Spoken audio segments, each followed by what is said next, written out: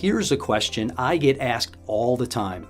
Why do so many wealthy people buy large amounts of life insurance when they clearly, or at least ostensibly, don't need it? The answer is simple. Wealthy people are usually pretty good at math.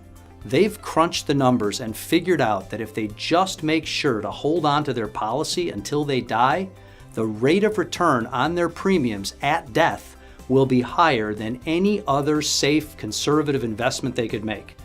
In fact, it'll even beat many of their more risky investments without having to take the risk.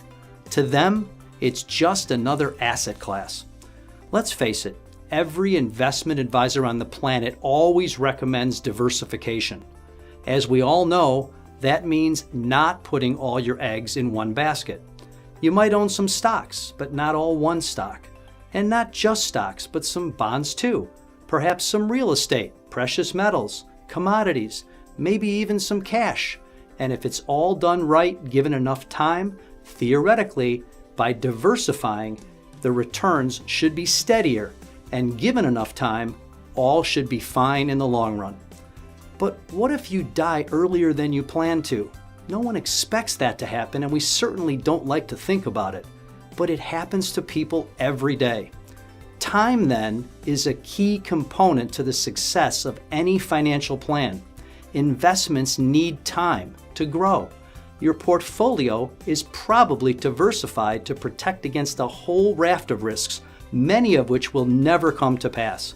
For example, some of us own gold as a hedge against a currency devaluation, which may or may not happen.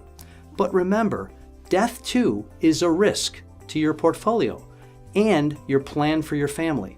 But unlike the other risks, death is a certainty. Doesn't it make sense to diversify your portfolio against the possibility that you might die early?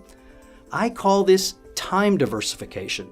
The fact is, if you die young, there's simply no asset class that'll even come close to outperforming a life insurance